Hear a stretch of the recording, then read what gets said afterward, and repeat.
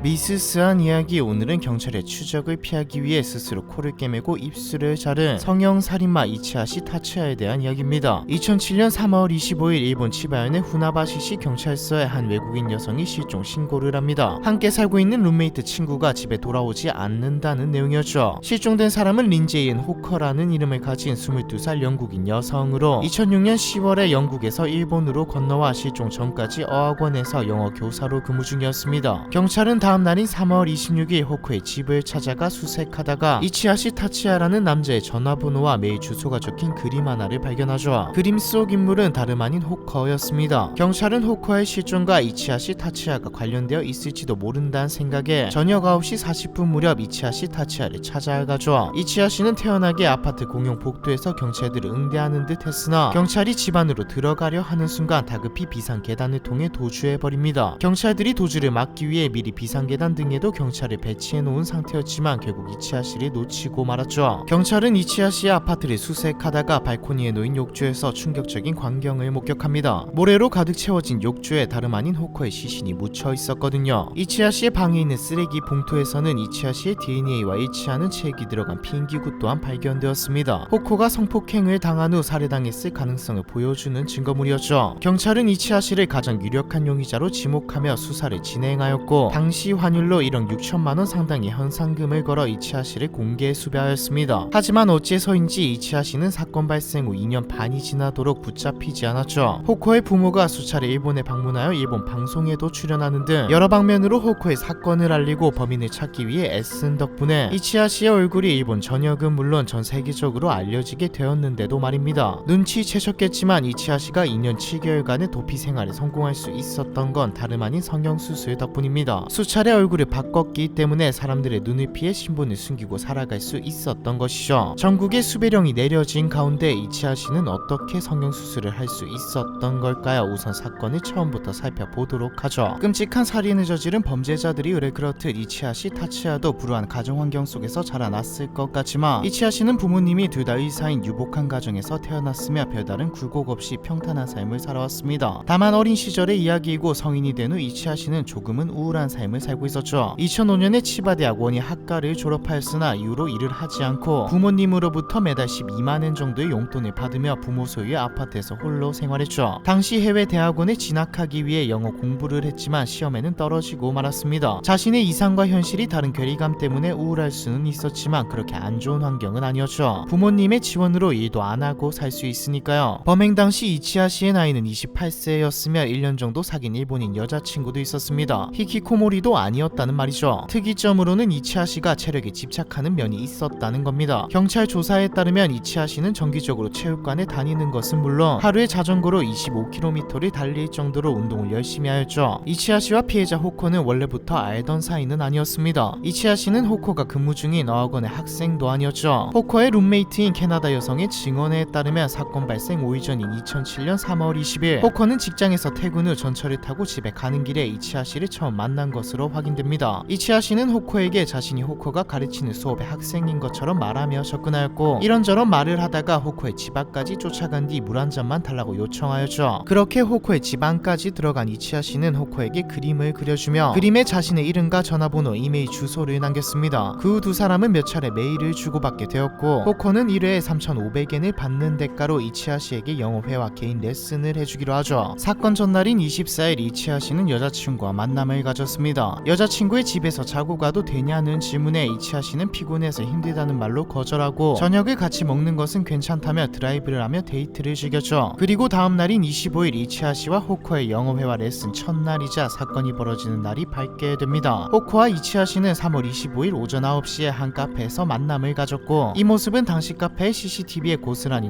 녹화되었습니다. 수업이 끝났을 무렵 이치하시는 깜빡하고 레슨비를 가져오지 않았다며 호코에게 잠깐 자신의 집에 같이 들리자고 말합니다. 호코는 별다른 의심 없이 택시를 타고 이치하시의 집으로 향했죠. 왜 사실상 처음 보는 남자의 집에 의심 없이 따라가냐는 말이 많았는데 호코도 이치하시에게 호감이 있었거든요. 앞에서 말한 캐리커처로 꼬신 것이죠. 아파트에 도착하자 호코는 택시 운전사에게 잠깐 들어갔다 금방 다시 나올 테니 가지 말고 기다려달라고 말합니다. 택시 운전사는 부탁대로 호커를 기다렸지만 7분이 지나도 호커가 나오지 않자 그냥 택시를 몰고 가버리죠. 한편 호커를 데리고 집으로 들어온 이치하시는 곧장 호커를 밀어 넘어뜨리고 묶어 구속한 뒤 폭행을 가했습니다. 그리고 호코를 성폭행한 뒤 분리 가능한 욕조에 호코를 넣어 감금하였죠. 감금 중에도 구속을 풀어달라고 요구하는 피해자에게 지속적인 폭행을 가하였습니다. 이후 호코를 욕조에 묶어 담요로 덮어둔 뒤 감금한 상태에서 영어 회화를 하거나 인터넷을 통해 마틴 루터킹 목사의 연설을 듣고 주스를 마시는 등 태어난 모습을 보였죠. 호커가 속박된 상태에서 너무 힘들어하자 묶어둔 것을 가끔 풀기도 했고요. 그러다 다음날인 3월 26일 새벽 2, 3시경 호커는 이치하씨가 방심한 틈을 타 구속을 풀고 도망치려 하였으나 금방 발각되어 버렸고, 이치하씨는 호커가 소리를 지르지 못하도록 입을 막다가 호커를 살해하게 됩니다. 부검 결과 호커의 사인은 경부 압박에 의한 질식사였죠. 그렇게 호커를 살해한 이치하씨는 3월 26일 밤에 경찰이 도착하기 전까지 지역 철물점을 6차례나 방문하였습니다. 모래와 퇴비, 폐기물을 압축하고 분해하는 데 사용되는 발효 촉진제 같은 것을 구매하여 호커의 시신 위에 뿌렸죠. 이는 아마도 호커의 시신을 콘크리트에 묻거나 부패될 때까지 기다리려는 계획으로 추정됩니다. 하지만 계획을 완전히 실행하기 전 호커의 룸메이트의 신고로 인해 3월 26일 밤 경찰이 아파트 4층에 위치한 이치하씨의 집으로 찾아왔고, 상황을 파악한 이치하씨는 맨발로 배낭 하나를 맨 채 즉시 경찰관들로부터 도주하였습니다. 이치하씨가 비상계단을 통해 도주할 당시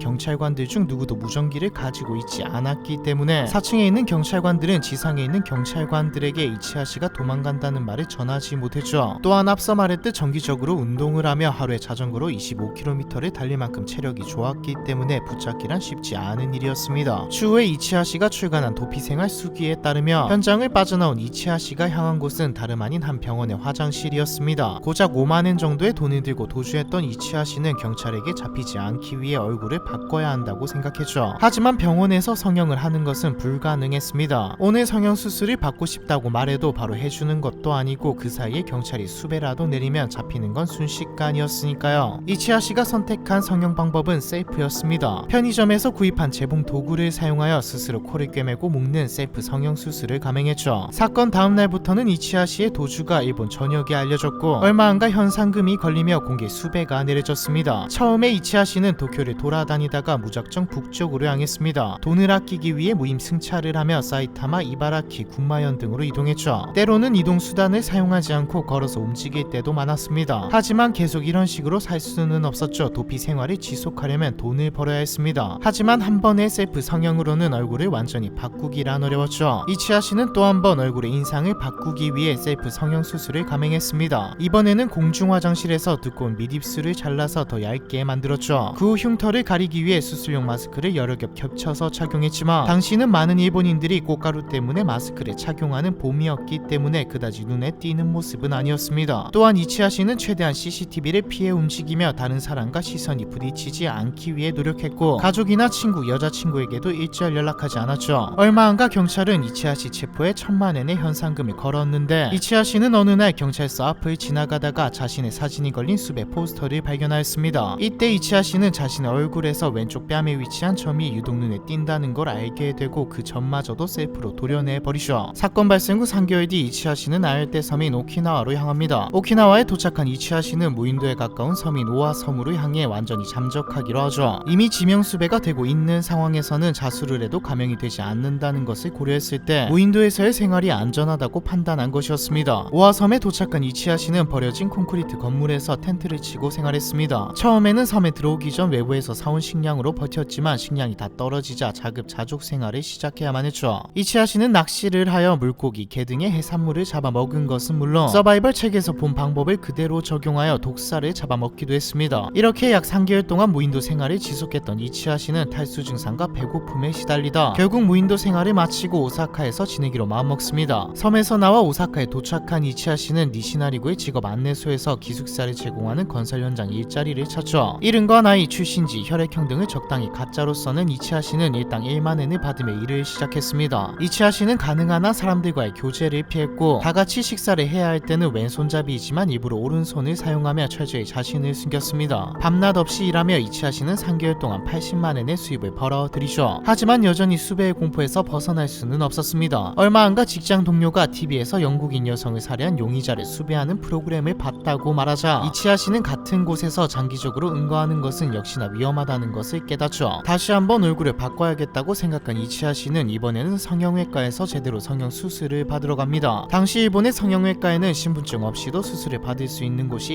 수 없기 때문에 이치하 씨는 60만 엔을 들여 코를 높이고 축소하는 수술을 받죠. 그 후 오사카의 건설 현장으로는 돌아가지 않고 다시 오키나와의 섬으로 향했다가 배가 고파 죽을 지경이 되면 오사카에서 신분이 드러날 일이 없는 여러 일자리를 전전하며 돈을 벌었습니다. 이치하 씨가 오키나와의 무인도와 오사카를 오가며 도피 생활을 시작한 지 1년째 되던 무렵 경찰은 이치하 씨의 목소리도 공개하며 수사를 강화해 나갑니다. 이치하 씨는 1, 2년 도피하면 잊혀질 거라 생각했지만 외국인이 엮여있는 사건이다 보니 잊을만하면 언론에서 다루어졌죠. 도피 생활이 2년 6개월 차에 접어들 무렵 어느 날은 이치하 씨의 직장 기숙사로 정장 차림의 남자들이 여러 들이닥치죠. 형사가 아니었지만 불안함에 이치하 씨는 곧장 도망쳤고 또 한 번 성형수술을 하기로 마음먹습니다. 이때 이치하 씨가 가진 돈은 90만 엔 정도였기 때문에 싼 값에 성형수술을 할 수 있는 병원에 찾아 나고야로 향했습니다. 나고야의 병원에서는 눈썹을 높이는 수술을 받았죠. 수술은 성공적으로 끝났으나 수술 후 이치하 씨의 사진을 들여다보던 의사는 무언가 이상한 점을 발견합니다. 의사는 이치하 씨의 얼굴에서 너무도 엉성하게 점을 제거한 흔적을 보고 이를 수상하게 여기기 시작했죠. 그리고 한창 공개 수배 중인 영어교사 살인 용의자의 얼굴을 떠올립니다. 그 용의자의 얼굴에 있던 점과 이치하 씨의 얼굴에 남은 흉터를 비교해본 의사는 곧장 경찰에 신고 전화를 하죠. 신고 전화를 받고 출동한 경찰은 이치하 씨가 곧 시밥을 불러 병원에 다시 방문할 거라는 의사의 말에 병원에 잠복하여 이치하 씨를 기다리지만 이치하 씨는 나고야를 떠나 후쿠오카의 한 비즈니스 호텔에 머물며 스스로 시밥을 제거했습니다. 이때쯤 뉴스에서는 살인 사건 용의자가 성형수술을 받은 채 은거 중이라는 사실을 보도하였고 이치하 씨는 또다시 무인도에 숨기 위해 만화 카페에서 오키나와행 페리 시간을 검색했습니다. 그러다 문득 자신이 성형수술을 한 병원에서 사용한 이름과 만화 카페 회원으로 등록할 때 사용한 이름이 동일하다는 것을 깨닫죠. 만약 경찰이 이 만화 카페의 검색 기록을 수사하면 자신이 오키나와로 갔다는 것이 발각되는 것은 시간 문제였습니다. 똑똑하긴 하네요. 이치하 씨는 만화 카페가 아닌 컴퓨터를 이용할 수 있는 다른 가게에 들어가 오키나와행 페리 시간표를 검색하였고 고베에서 출발한다는 것을 알게 되어 곧장 신칸센을 타고 고베로 향합니다. 그런데 막상 고베의 페리 터미널에 가보니 그날은 배편이 없었고 터미널 직원으로부터 오사카에는 반배편이 있다는 소식을 듣게 되어 오사카로 향하죠. 이때 터미널 직원은 무언가 위화감을 느꼈습니다. 보통 오키나와에 가는 사람들은 짐이 많은 편인데 이치하 씨는 거의 빈손이었던 데다 어디서 본 듯한 얼굴이었거든요. 얼마 안 간 뉴스에서 공개 수배 중인 남자를 떠올린 터미널 직원은 오사카의 페리 터미널에 미리 연락을 취했고 이치하 씨는 오후 3시쯤 오사카 터미널에 도착하여 2층 대기실에 앉아 있었습니다. 출항 시간이 밤 10시였기 때문에 이치하 씨는 2층 대기실에서 약 5시간 동안 꼼짝없이 앉아 있었죠. 그러다 오후 8시 17분 무렵 신고 전화를 받은 경찰이 오사카 터미널로 출동하였고 마침내 이치하 씨는 체포되었습니다. 2009년 11월 10일이 되어서야 2년 7개월에 달했던 긴 도주국이 막을 내린 것이었죠. 그렇게 2009년 12월 일본 언론이 이치하 씨 건거에 주목하는 가운데 체포 당시 사진이 멋있게 찍히면서 팬클럽까지 생깁니다. 팬들은 사실 호커를 죽인 것은 이치하 씨가 아니며 호커가 일했던 학원은 영어 강습을 미끼로 성매매를 하는 곳이라는 말을 퍼뜨렸죠. 근거는 없습니다. 2011년 1월 이치하 씨는 자신의 도피 생활을 상세히 담은 책을 출간합니다. 이치하 씨는 회계 목적으로 이 책을 출간하였으며 모든 수익금은 유가족이나 사회에 환원하겠다는 뜻을 밝혔죠. 당연하게도 유가족은 수익금을 거부했고요. 2011년 7월 비로소 시작된 재판에서 이치하 씨의 변호인은 이치하 씨가 린제이 호커의 죽음에 대해 책임이 있는 것은 인정하나 그녀를 살해할 의도는 없었다고, 즉 계획범죄가 아니었다고 주장했습니다. 호커를 살해한 건 역시 호커가 소리를 지를까봐 두려웠던 이치하 씨가 호커의 입을 막는 과정에서 일어난 불의의 사고였다고 주장했죠. 심지어 이치하 씨는 호커가 사망하자 인공호흡을 하는 등 호커를 살리려는 행동을 취했다고 말하면서요. 또한 변호인은 호커가 사망한 후 시체를 처리하는 과정에서도 특정한 계획이 없었다고 강조했습니다. 하지만 검찰 측은 이치하 씨의 살인은 계획범죄였다고 추측했죠. 이치하 씨는 재판 과정 내내 유가족을 향해 몸을 굽히며 사죄의 태도를 보였지만 유가족은 이를 외면하였습니다. 배심원들도 이치하 씨가 호커를 살해할 의도가 없었다는 주장을 믿지 않았고요. 그 결과 2012년 4월 25일 이치하 씨는 최종적으로 종신형을 선고받습니다. 일본은 사형제도를 유지하고 있는 국가이기 때문에 많은 사람들이 이치하 씨가 사형당하길 바랬지만 사형의 경우 주로 다수를 살해한 경우나 한 명을 살해한 사건의 경우에는 특별히 극악무도해야 하기 때문에 무기징역으로 나온 것이죠. 일본 주간지 데일리 신조에 따르면 현재 45세가 된 이치하 씨는 나가노 교도소에서 복역 중입니다. 성형수술로 얼굴과 신분을 바꾼 범죄자가 무인도에서 숨어 사는 이야기는 영화에서나 보던 스토리였는데 현실은 영화보다 더 영화 같다는 말이 딱 어울리는 사건이네요. 경찰의 추적을 피하기 위해 스스로 코를 깨매고 입술을 자른 성형살인마 이치하 씨 타치야에 대한 이야기, 이번 편은 여기까지입니다.